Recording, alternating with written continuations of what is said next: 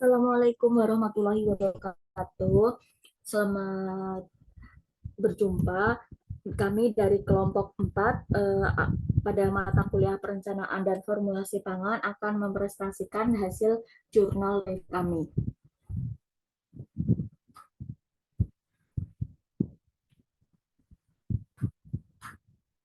Sebelumnya, perkenalkan anggota kami dari kelompok 4 yaitu ada Ardi Lesmana Saputra, NPM 216900008, Carisa Zahra Azura 216900013, Vicha Fitriana 216900017, Eri Yuni Lestari 216900023, dan Nur Afifah 216900033.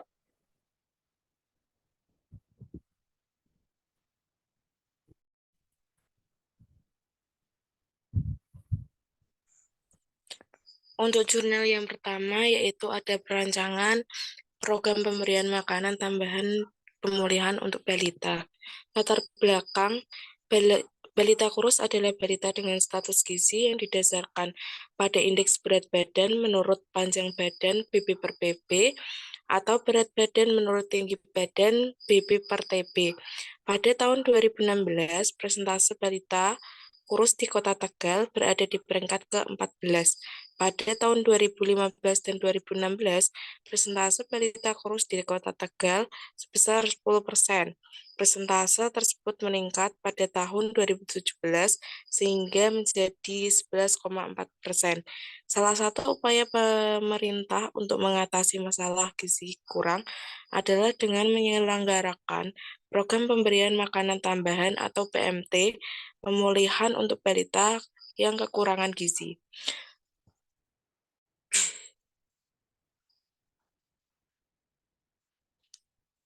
Selanjutnya yaitu ada tujuan, kelebihan, dan kekurangan. Untuk tujuannya yaitu untuk mengetahui data mengenai balita dengan kasus gizi kurang dan gizi buruk di Puskesmas Tegal Timur. Untuk kelebihan yang pertama yaitu ada pemberian makanan tambahan dapat mengurangi adanya gizi kurang dan gizi buruk. Yang kedua yaitu kader berperan aktif dalam membantu melakukan pencatatan keadaan fisik balita melalui penimbangan di posyandu. Yang ketiga yaitu Puskesmas Tegal Timur aktif dalam kegiatan pertemuan dan kegiatan. Dan untuk yang ketiga yaitu kekurangan. Untuk kekurangannya sendiri yaitu informan kader posyandu dan ibu balita tidak menyeluruh di wilayah kerja Puskesmas Tegal Timur. Next, Mbak. Untuk hasil penelitiannya yaitu informan utama dalam penelitian ini berjumlah 4 orang yang terdiri dari tenaga pelaksana gizi Puskesmas Tegal dan 3 orang kader posyandu yang mewakili 3 kelurahan wilayah kerja Puskesmas Tegal Timur. Berdasarkan hasil observasi, terdapat dokumen perencanaan dalam program PMT pemulihan di Puskesmas Tegal Timur.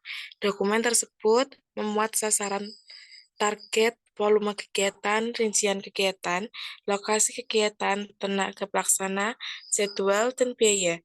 Sasaran di Puskesmas Tegal Timur adalah balita pada usia 6-59 bulan dengan status gizi buruk berdasarkan indeks berat badan menurut umur BB per umur di bawah kelas 3 SD dan bawah garis merah atau PGM termasuk di dalamnya balita dari keluarga miskin. Next. Untuk kesimpulannya, pada kegiatan perencanaan program PMT, pemulihan untuk balita di wilayah kerja Puskesmas Tegal Timur, Kota Tegal cukup baik. Terdapat dokumen perencanaan dan pemberitahuan terkait program PMT pemulihan sudah sesuai dengan petunjuk teknis pemberian makanan tambahan tahun 2017.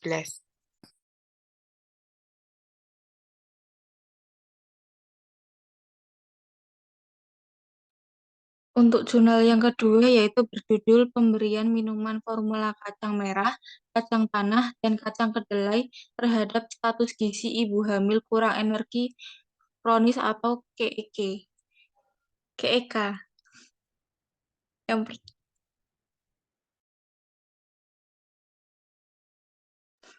yang pertama latar belakang.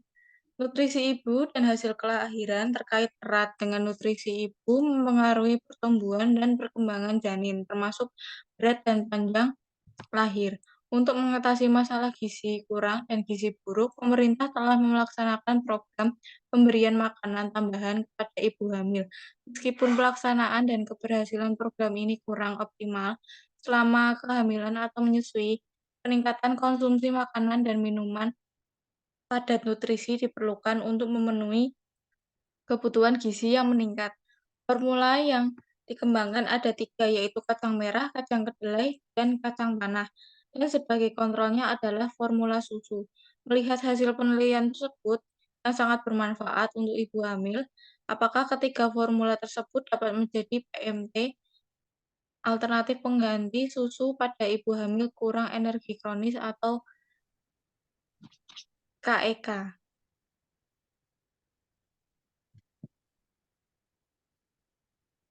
Yang kedua ada tujuan, kelebihan, dan kekurangan dari jurnal ini adalah tujuannya mengetahui pengaruh pemberian minuman formula kacang merah, kacang tanah, dan kacang kedelai terhadap status gizi ibu hamil. Kelebihan dari jurnal ini yaitu terdapat informasi yang tidak umum dipelajari dalam literatur yaitu tentang minuman formula kacang-kacangan dan susu untuk meningkatkan status gizi ibu hamil yang kekurangan energi kronis atau KEK. Kekurangan dari jurnal ini adalah penelitian ini dilakukan di Sleman, di Indonesia, di antara wanita hamil dengan kekurangan energi kronis. Temuan ini mungkin tidak dapat digeneralisasikan ke populasi lain seperti wanita hamil tanpa kekurangan energi kronis, mereka yang tinggal di lokasi geografis yang berbeda. Hasil dari penelitian ini adalah tidak terdapat perbedaan IMC antara kelompok perlakuan dan kontrol sebelum dan setelah intervensi. Terdapat peningkatan berat badan dan LILA atau lingkar lengan ibu hamil antar kelompok dan peningkatan kelompok perlakuan lebih tinggi dibandingkan kontrol atau P kurang dari 0,005. Kelompok formula kacang tanah memiliki peningkatan status gizi lebih tinggi dibandingkan kelompok lainnya. Kelompok formula kacang tanah juga menunjukkan peningkatan asupan protein dan energi di atas angka kecukupan dibandingkan kelompok lain, yaitu kurang dari 0,005. Bisa dilihat dari grafik ini. Kesimpulan dari jurnal ini adalah status gizi ibu hamil yang mendapatkan formula kacang tanah lebih tinggi dibandingkan pemberian kacang merah, kacang kedelai, dan susu formula ibu hamil. Asupan energi dan protein lebih tinggi pada ibu hamil yang mendapatkan formula kacang tanah.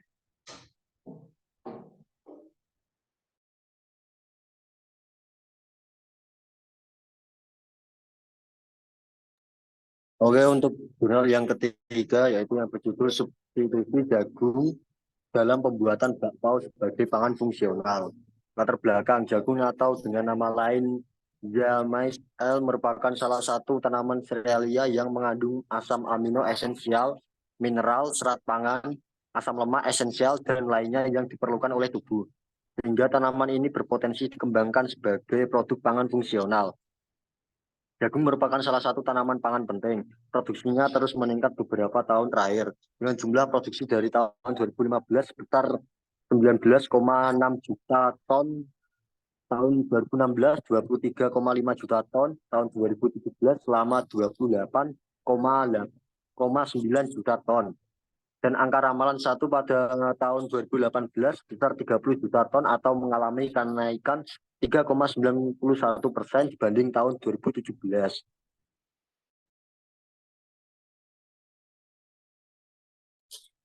Untuk tujuan, kelebihan, dan kekurangan jurnal. Tujuan jurnal untuk mengetahui pengaruh penambahan jagung pada adonan bakpao dan rambut jagung pada isian bakpao.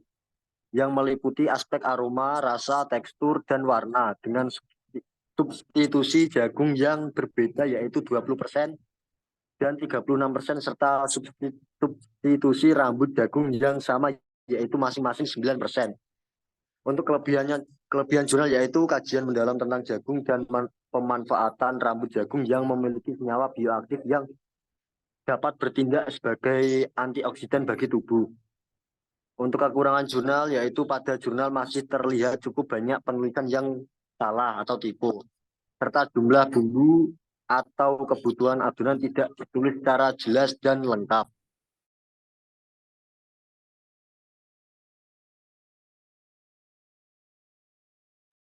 Oke, untuk hasil penelitian dapat dilihat di tabel 9.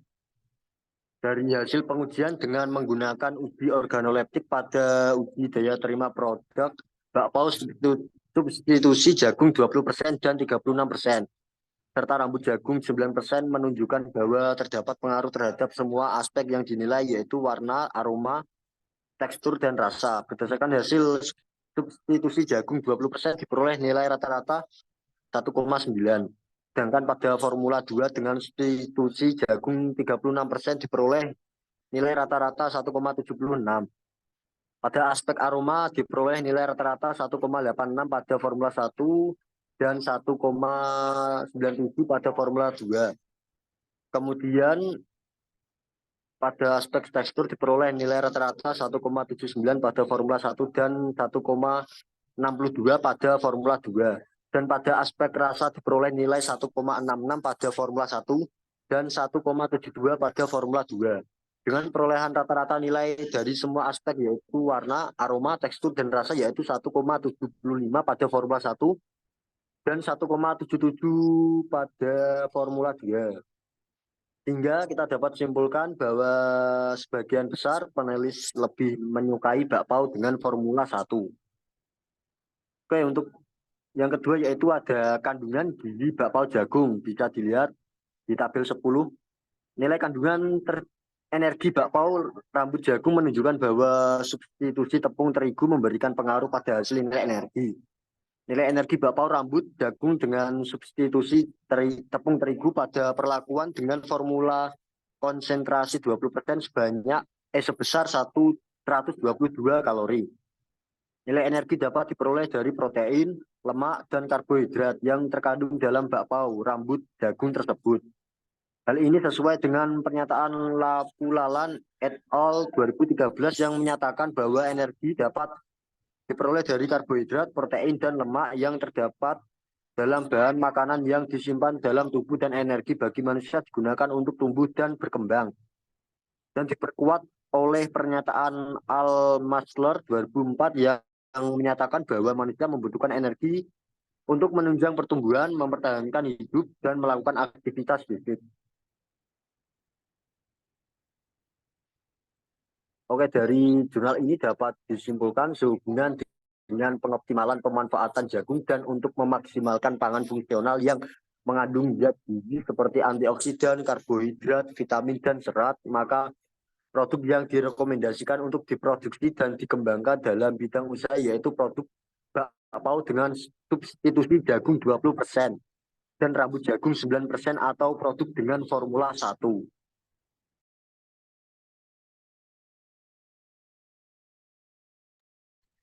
Lalu untuk jurnal yang keempat dengan judul Optimization of Raw Material for Production of a Nutritious Snack Bar for Children Aged Between 5 to 13 Years. Dengan latar belakang, terdapat peningkatan signifikan dalam konsumsi makanan cepat saji termasuk snack bar dalam beberapa waktu terakhir. Nah, peningkatan ini disebabkan oleh perubahan gaya hidup penduduk seiring dengan sibuknya konsumen di seluruh dunia dalam bekerja sehingga menimbulkan permintaan terhadap makanan cepat saji. Sebuah pelapisan coklat atau penggabungan berbagai buah-buahan dan kacang-kacangan yang bertujuan untuk memodifikasi dan meningkatkan komposisi nutrisi snack bar untuk manfaat kesehatan juga sedang meningkat. Untuk mencapai hal ini, banyak perusahaan yang menggunakan terlalu banyak bahan dan akibatnya menciptakan produk yang sangat mahal. Jadi, untuk di jurnal ini akan dilakukan pembuatan snack bar untuk anak berusia 5-13 tahun dengan komposisi bahan-bahan dari sayuran dan buah-buahan. Tujuan, kelebihan, dan kekurangan dari jurnal ini adalah untuk tujuannya ditargetkan pembuatan snack bar yang terjangkau dengan mengoptimalkan bahan-bahan lokal yang tersedia untuk meningkatkan nilai gizi pada anak usia 5-13 tahun. Kemudian kelebihan dalam jurnal yaitu data kuantitatif pada jurnal sangat jelas di mana data-data yang disajikan terlihat pada tabel dan juga diagram RSM, kemudian ada analisa pada produk snack bar, benar-benar diperhatikan kesesuaiannya untuk anak-anak berusia 5-13 tahun, kemudian penulis menggunakan tata bahasa yang mudah dipahami untuk dibaca, serta setiap data yang disajikan dengan bukti yang relevan sehingga terbukti keakuratan dari data. Lalu untuk kekurangan dari jurnal ini adalah penulis tidak menjelaskan mengapa memilih biji bayam atau bayam pada pembuatan snack bar dan mencampurkannya kepada beberapa buah atau sayur seperti mangga, nanas, wortel, dan lemon. Kemudian pada kesimpulan juga tidak disebutkan dengan jelas formulasi yang dikatakan optimal itu yang mana. Kemudian pada hasil penelitian, beberapa hasil yang didapat untuk komposisi protein snack bar meningkat seiring bertambahnya jumlah biji bayam, yaitu 12,17 gram per 100 gram. Untuk nilai kadar abunya atau nilai abunya yaitu sebesar 5,43% lebih tinggi dibandingkan dengan snack bar yang mengandung serat pangan apel dengan ekstrak polifenol apel, yaitu 1,03% dan inulin dengan ekstrak polifenol apel 1,33%. Peningkatan mangga dan bayam menunjukkan peningkatan kadar abu snack bar yang signifikan. Kemudian peningkatan bayam menunjukkan peningkatan yang lebih besar pada nilai seng atau zinc dan zat besi sehingga tingkat mineral tertinggi tercatat pada formulasi yang mengandung lebih dari 60% butiran bayam. Kemudian secara umum terdapat perbedaan yang signifikan di mana P atau data itu kurang dari 0,05 analisanya menggunakan ANOVA di mana pada kadar lemak kasar, serat, dan karbohidrat pada snack bar yang diproduksi dengan formulasi berbeda. Kemudian snack bar juga mengandung beta-karoten dan vitamin C tingkat tinggi dengan kadar optimum masing-masing 1.580 mikrogram dan 12,2 mg per 100 gram. Kemudian secara umum terdapat perbedaan yang signifikan pada nilai kekerasan mekanis snack bar yang diproduksi dengan formulasi berbeda. Kekerasan snack bar sendiri meningkat seiring dengan peningkatan butiran bayam atau bayam yang dicampurkan ke dalam formulasi pembuatan snack bar untuk anak usia 5-13 tahun ini.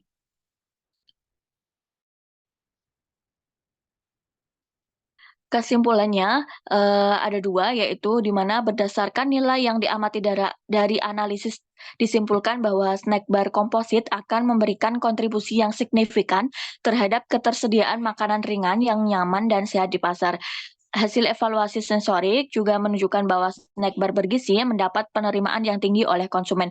Kemudian studi atau eksperimen yang dilakukan pada snack bar komposit dari berbagai formulasi menunjukkan bahwa penambahan buah-buahan dan sayur-sayuran pada biji bayam memberikan pengaruh yang signifikan terhadap sifat nutrisi, tekstur, dan sensorik snack bar.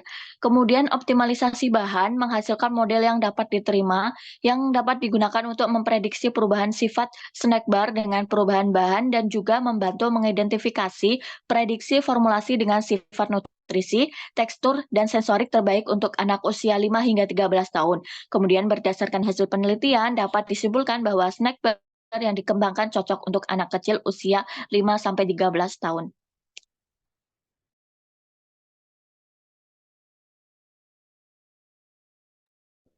Selanjutnya ada jurnal yang kelima yaitu Characteristic and Shelf Life Test of Food Bar with Combination of White Miller, Snakehead Fish, and Soy Flour.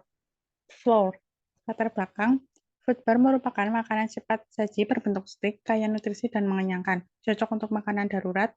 Sebagai pangan yang sedang berkembang, food bar diharapkan dapat memenuhi kebutuhan kalori harian manusia, yaitu sekitar 233-250 kilokalori, 50 gram per satu bahan. Food bar bisa dibuat dari bahan-bahan lokal Indonesia. Penelitian food bar kemudian dikembangkan dengan menggunakan bahan berprotein tinggi seperti tepung kedelai, tepung kacang hijau, tepung tempe. Pemanfaatan millet pada food bar masih jarang karena tingginya kandungan karbohidrat pada millet mendorong penambahan bahan berprotein tinggi lainnya dalam pembuatan makanan batangan menggunakan tepung millet putih sebagai bahan pembuatan food bar, dipadukan dengan tepung kacang merah sebagai sumber protein. Next. Selanjutnya ada tujuan, kelebihan, dan kekurangan. Tujuan dari penelitian ini yaitu untuk mengetahui karakteristik kimia food bar kombinasi tepung millet putih, ikan gabus, dan tepung kedelai, serta mengetahui estimasi umur simpan formulasi food bar. Kelebihan dari penelitian ini yaitu pengembangan food bar, formulasi dan karakteristik food bar darurat, dan kajian mendalam tentang bahan yang digunakan. Kekurangan dari penelitian ini yaitu pada formulasi food bar terbaik, total kalori yang dihasilkan tidak memenuhi standar.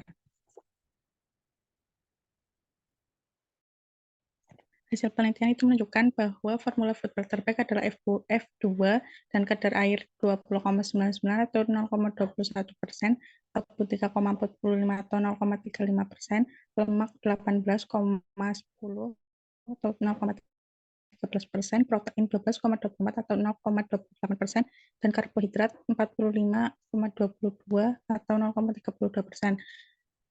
Activity water 0,75 atau 0,01 dan total kalori per 50 gram 232,04 atau 1,96 kilokalori. Umur simpan adalah 19 hari.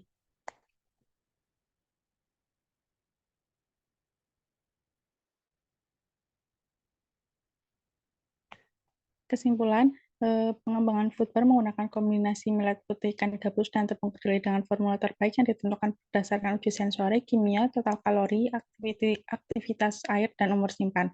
Formulasi dan karakteristik makanan batan darurat yang terbuat dari tepung millet putih dan koya kedelai dengan formula F2 yang diidentifikasi memiliki komposisi dan umur simpan terbaik untuk estimasi umur simpan dilakukan untuk makanan batangan dengan formula F2 menunjukkan umur simpan 19 hari pada suhu kamar.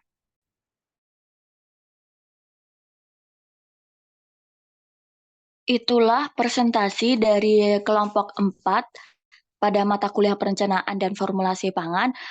Apabila ada salah kata atau salah penyebutan, kami mohon maaf yang sebesar-besarnya. Terima kasih atas kesempatannya. Saya akhiri. Wassalamualaikum warahmatullahi wabarakatuh.